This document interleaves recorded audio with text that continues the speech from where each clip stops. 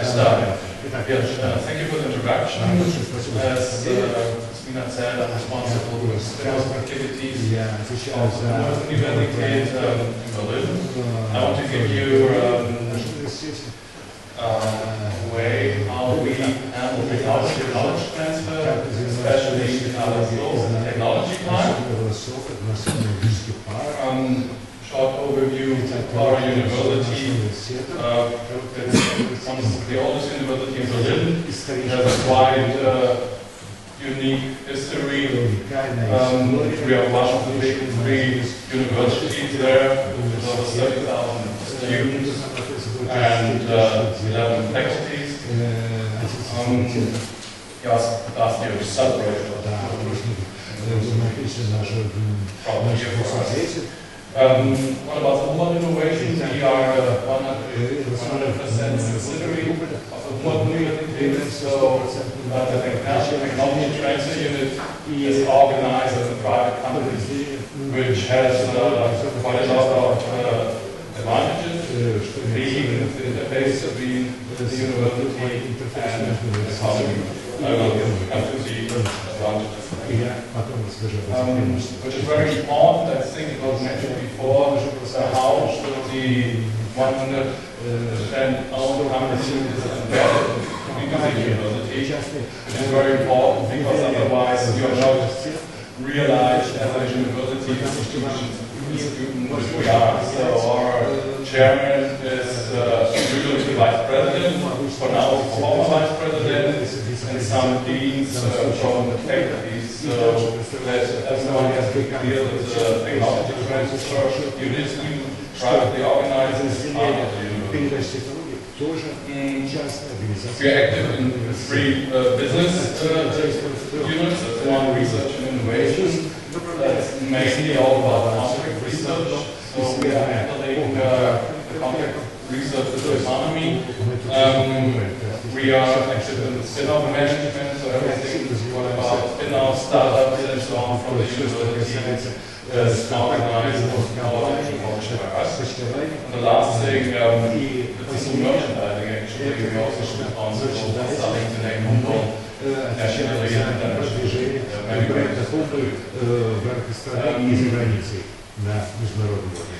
We have three campuses in Berlin, two in the center, campus north, where mainly our life science is located together with Charité.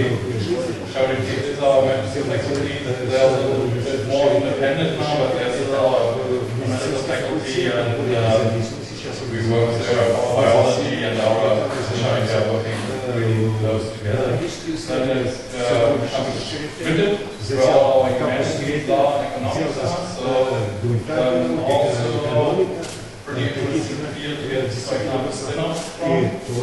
And the last campus is located in Adlershof, where our national Adlershof is the largest technology science park in Germany. Its development was since 1991. So we as a university place, Humboldt University of course, also the wall came down, we had to start on special technology transfer unit.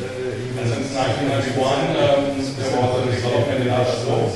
Since 2003, all our national science departments moved to the technology park. Since the development of this park, the government spent 1.8 billion euros in the development since 1991.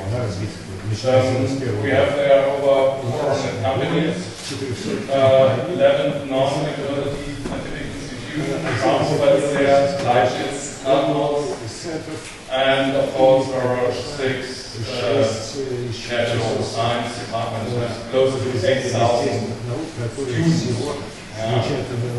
students. So when we think as a university point of view, when we think which transfer the channels, do we have to cooperate? Do we have to coordinate? These are the channels I can think of. There are actually quite a lot. Some you can stimulate more, some less. some you can coordinate better and some less. But it's very important that you offer those channels in order to get the knowledge into the economy. Important here is to see that the Humboldt University works as a knowledge source and with the transfer channels to go to the knowledge recipients. Very important here is that the recipients also give feedback on the knowledge you transfer, the technology you transfer, and also fund this task. So it's not like, it's not for free, it's very important, and you don't only find the knowledge you get, you also find the coordination, you also find the stimulation of the process. This has to be very clear at the beginning of, because the economy has to pay a fair price of what you can do. Sometimes it's a little bit tricky, sometimes a university works as handing out free money, and you have to be very careful with it. Let us look at three transfer channels. We also have other sources. What we do there. First, contract research. This picture will show you how we actually interact with the players. One university, being the technology park, then of course federal government, the state government is also involved. They stimulate and enhance transfer on the contract research. We do at the university, we're doing innovation activities. So we go to our research group and make and to ask them what the research is about, is there any kind of application to the market, what do they need to make it applicable to the market, that are the things what we are doing. We also do these innovation interviews with the companies, that's the technology part. So of course we also find out what are the needs of those companies. And then with those information, we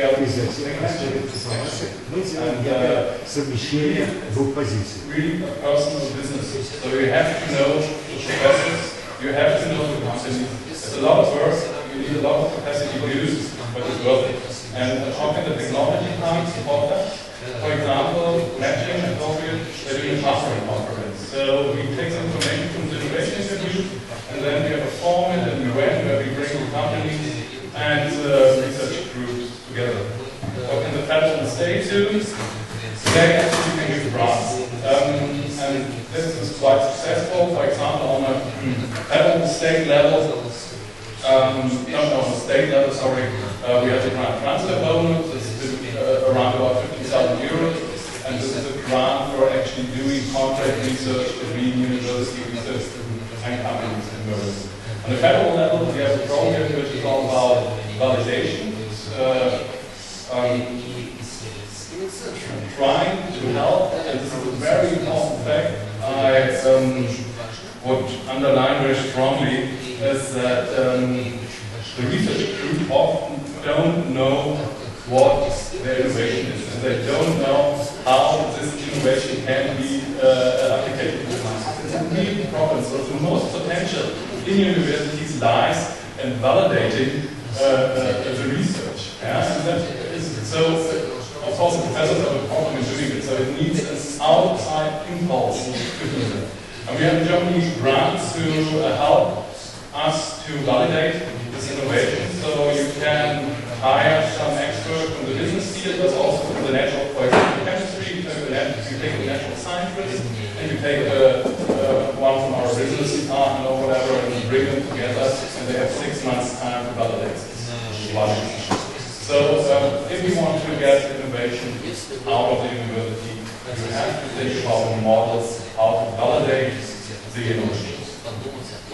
And of course, then you have the contract research, you brought the company and the university together, and now I show you why it was important that Humboldt University established this private-owned tech transfer unit, because as a university, I don't know how it's here in Russia, but sometimes we are not as flexible as we want to be. For example, in hiring people or so on, it takes sometimes a little longer. As a company, we can do it the same day. So what we offer is really, we help in contract negotiations, we help a little knowledge and innovation management, and human resource management. So quick, we are flexible. We actually look at what the companies want and then we do. And that is one to try. We have a private company as a tech transfer. And we have some examples of which companies go in. The next transfer channel I want to talk about is the spin-off channel, what we can do in others. So the university has since 2010 a pre-incubator where all pre-seed startups have sometimes developed their idea to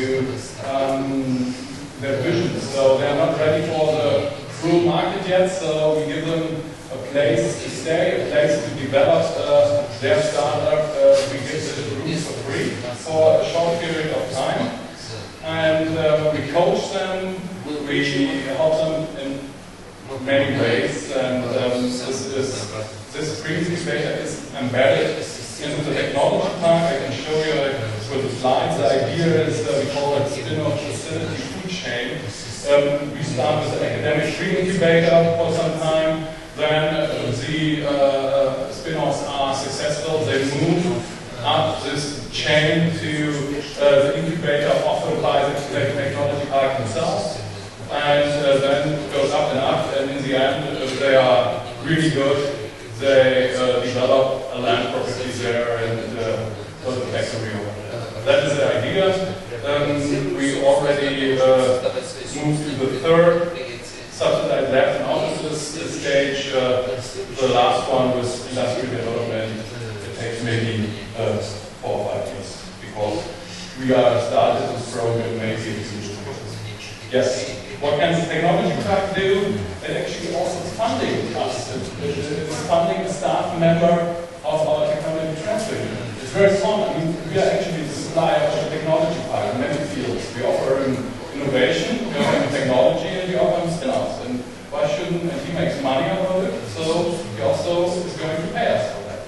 And this is very important. It works. It works very well. And it wasn't a problem to convince them to pay us some money because they see that it's successful. What can the federal and the state do? Again, grants. We have a strong program called Exist from the Federal Ministry of Economic and Innovation. Called Exist, and that enhances the spin-offs of the university, gives a grant of around 100,000 euro for 1 year for students and graduates to work on their business. Should we land? We have here some highlights. We have around 10 spin-offs a year. Here are some examples of that. So it's a wide range from IT, biology, chemistry, and so on.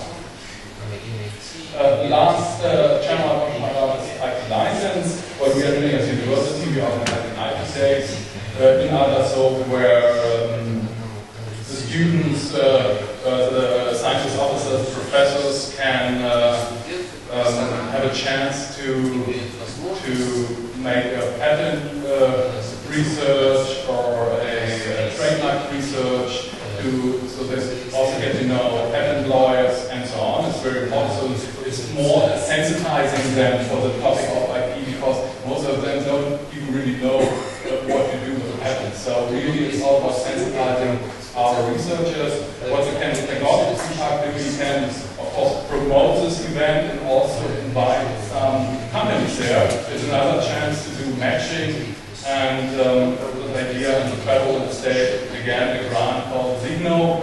That's about, it's going to support the patent research and so on. It's a nice program for small and middle-sized companies to get a patent grant. And it's very important. Yes, you can find more information about our website of what we are doing. And then my question to you: do you have any ideas? We are very open for collaborations, maybe or new ideas in enhancing technology transfer. One idea we have, we call Money for Jobs. it's a model we start now with the center of Berlin, where we say, okay, how do you give an incentive to a technology transfer? You need to do a good job, actually. Yeah? This is very important. Of course, we are also judged by our success, and the idea is here for after 3, 5, or 7 years, we're going to be judged how many full-time employment jobs are created by our spin-offs, and for that, state to government is going to pay us. Yeah? We're going now. We are developing this model. We are not sure what is the outcome, but I would be delighted to share it with you. But these are the ideas where we think, okay, how can also technology transfer can be more, has a good incentive to be successful. And the other thing, exchange spin-offs, and also to you, you know, the German market is quite big, the Russian market is quite big.